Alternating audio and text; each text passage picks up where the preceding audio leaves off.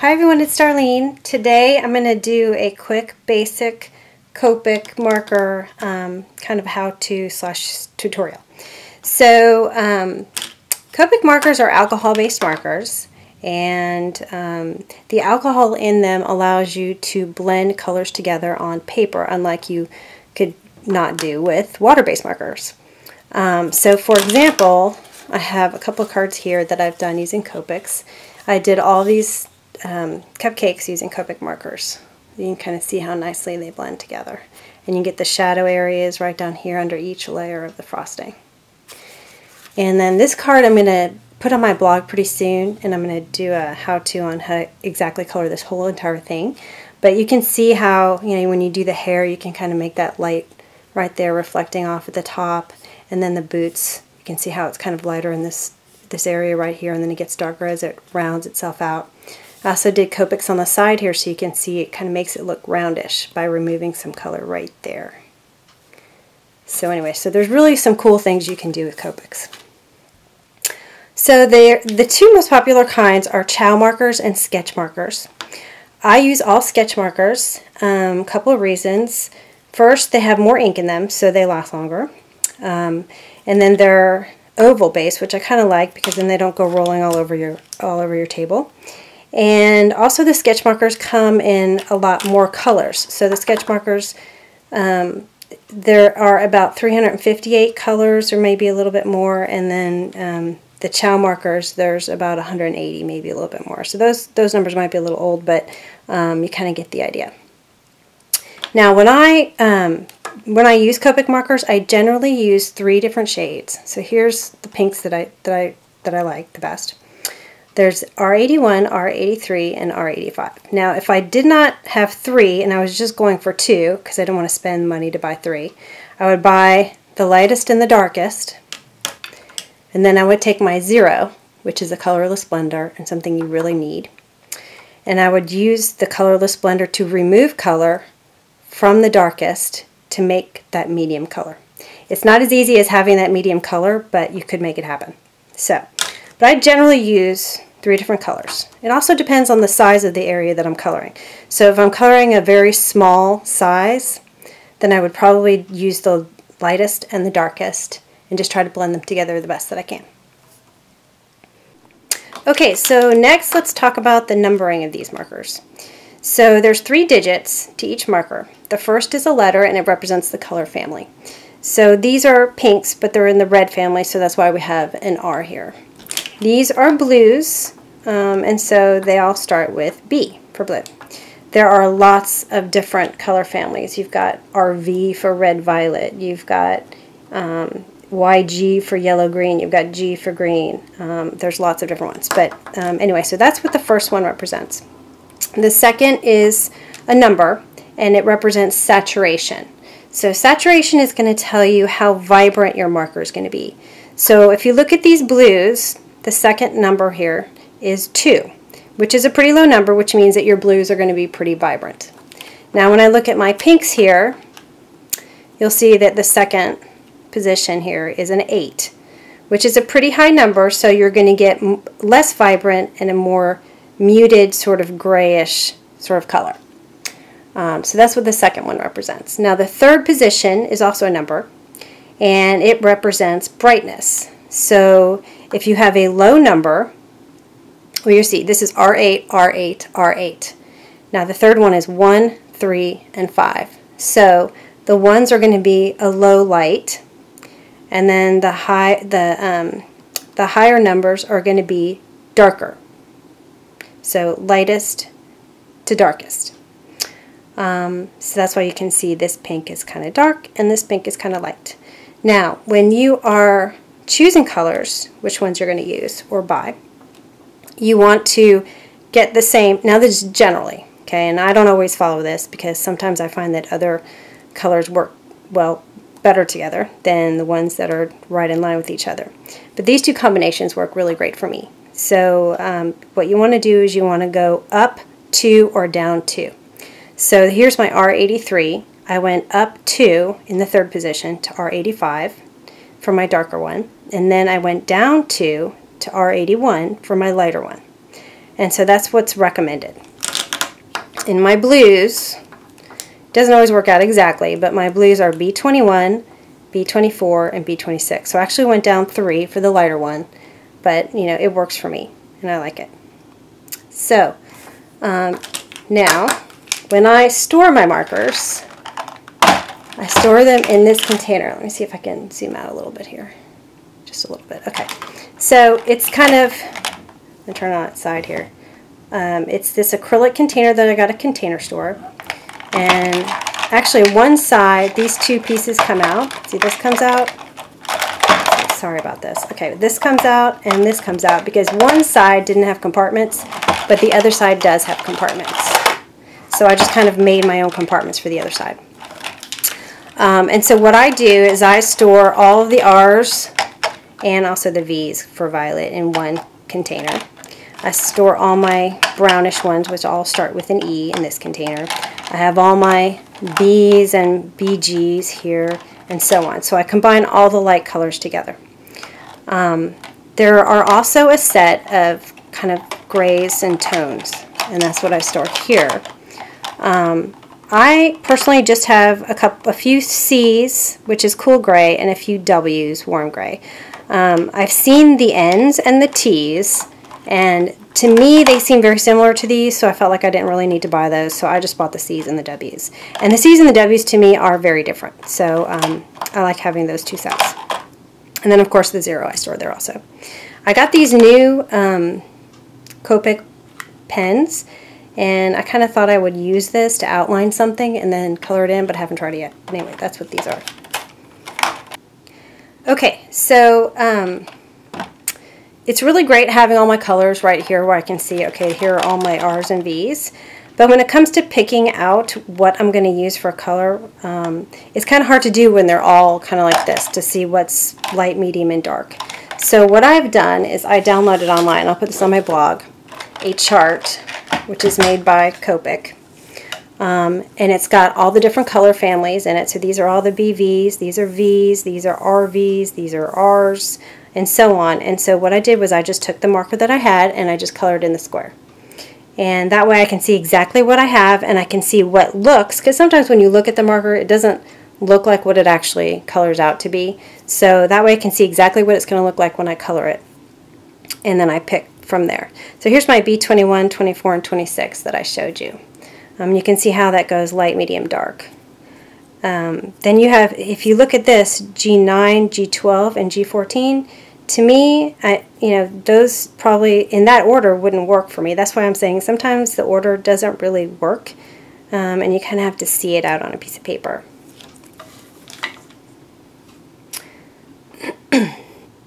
Okay, so once you decide which ones you're going to use, the inks and the papers that I use, I always use Memento Tuxedo Black ink.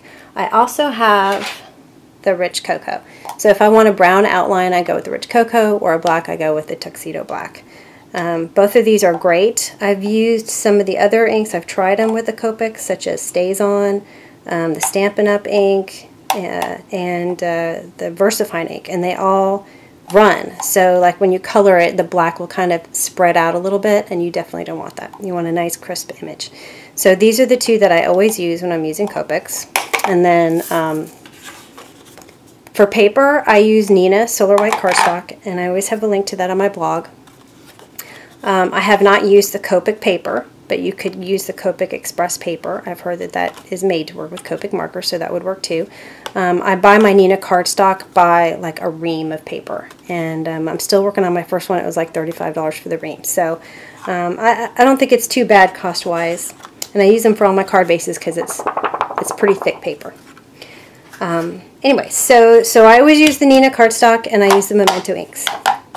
So what I'm going to do today is I'm going to show you quickly how to color this cupcake right here. So I'm going to look at my chart, and I'm going to figure out which ones I want to use. And I think I was thinking about this last night, that I'm going to use this B00, B000, B02, and B05. And I have never done that before, that combination, so we'll see how that works out. And then for my wrapper, I'm going to use E40, E43, and E44. So that's kind of how I make my decisions. So let me get all that together. Let me get the cupcake stamped, and I'll be right back. Okay, so I have my image stamped. I've got my blues, I've got my browns, and I realized there was a cherry on here, so I picked out R85 and R29, which seems like they wouldn't go together at all. But I've tried them together and they actually work very nicely together. And then I have the Zero Colorless blender. Okay, so the first thing I'm going to do is the bottom. And I'm not going to worry about these hearts right now where I would normally like color them in a different color. I'm just going to do the whole thing in these browns. So I'm going to start, first of all, let me zoom this in a little.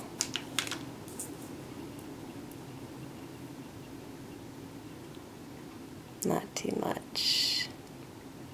Okay, so I'm going to take my lightest color, and my technique is I color the whole thing the lightest color. And this is a pretty light color. Okay, then I go and I take my darkest, which in this case is E44. Now my light, I generally have my light coming from this direction right here. So it's kind of behind me a little bit on my right shoulder. I kind of think of it as something that's coming over my right shoulder. And so the lightest area always when I do this is going to be right here. So if you look at the middle right here and then kind of go a little bit to the right, that's where the light's going to hit the most. So you're going to get the darkest area over here a little bit wider than the dark area that's going to be over here. And so what I generally do is I use my darkest on this side, but I don't use my darkest on this side. I use the medium on that side, because you're going to get, because my light source is coming from my right shoulder, my center of the light is right here, the darkest is over here, and this is just a tiny bit dark, but not as dark as this side, if that makes any sense. Okay, so my darkest one, I'm going to color over here. And it's going to edge down at the bottom. Okay, and I'm going to get kind of a shadow from this little thing that's flipping down, so I'm going to color that too. Okay, then I'm going to take my medium color and I'm going to blend it in. And I'm going to touch all the areas I just touched with that darkest. And then my medium is the one I'm going to go here with. Okay, and then finish that out. Then I'm going to go back in with the very lightest color and do that same exact round motion blending.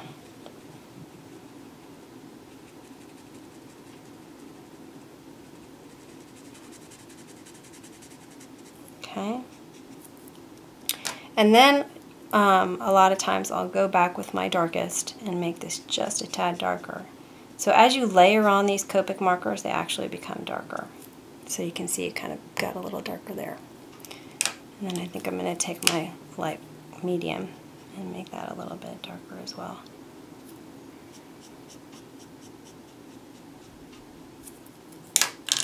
And then the lightest right here, just to make sure it all blends together. Okay, and there you have it. Now, if you decided that you wanted a little bit lighter right there, you can always take your zero. Got to have the zero, and then pull color out. But be careful with pulling color out, because there's a little bit of a delay when you pull the color out, so you don't want to pull too much. Okay, so now I'm going to work on my frosting, which is going to be blue. So I'm going to get my 3 colors of blue out. Now I'm going to take my lightest, which is this B000. Again, I'm going to do this whole thing with the light color.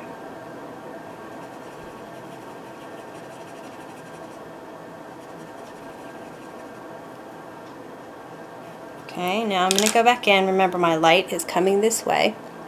So I've got my darkest, and it's going to be dark right where it's kind of rounding out to the back. Okay, so I'm going to color that the darkest. And then also, if you think about it, this cherry is going to have a little bit of a shadow on the cupcake. So I am going to create my little shadow from the cherry right there. Okay, come back Okay, then I'm going to take the medium and I'm going to roll it around here and fade it out toward the center. Okay, and remember on the right side, I'm going to do some shading that's not quite as dark as the left. Okay, and when you think about it, the cupcake's going to be a little thicker on the top and it'll thin out as it gets toward the bottom. Okay, so then I've got my lightest. I'm going to go in there and blend it in.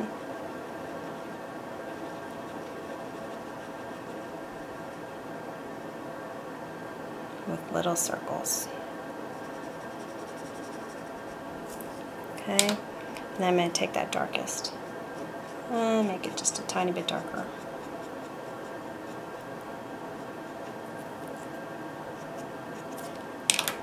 I think I want my medium to come out. It's kind of a trial and error thing also, because I'm going to pull my medium out just a little bit more and make it a little darker on this side. That's my medium. And then blend it with the light.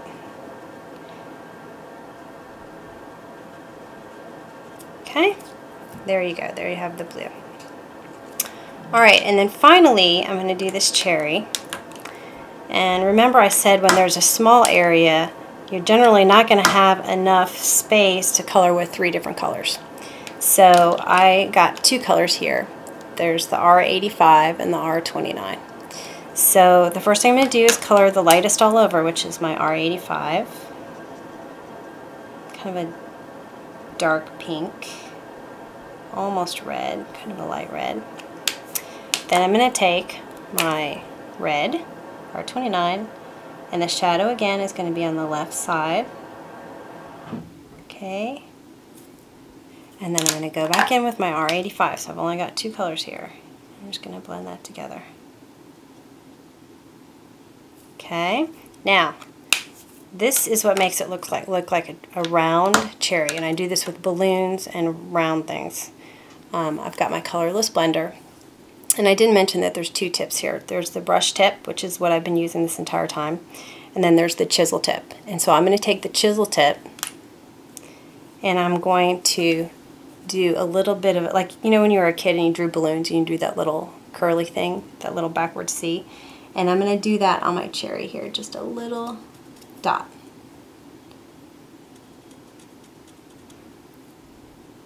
I'm wondering if this is my Copic marker that doesn't work. Hold on. Yes, this is my old one. In my last video, it did not work, and so I ran out and got a new one. There we go. See, it took color out right away. So I just did a little bit of a tick there, and you can see how it pulls a little bit of color out, and that's what makes it look kind of shiny, like it's got a little shiny tip edge on it. Okay. Here, let me pick this up a little bit so you can see. If you can see that.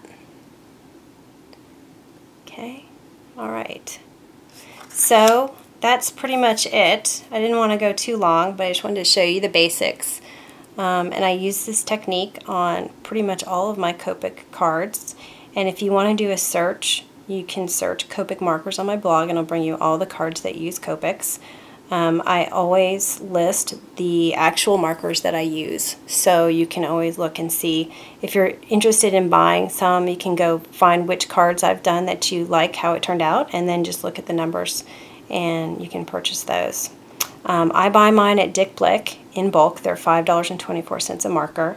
I usually try to buy enough to get the free shipping, and that seems worth it. I went to Michael's to get my emergency zero colorless blender, and it was like $7.99, something ridiculous. Anyway, so if you have any questions, don't hesitate to email me, and thanks for watching. See you next week.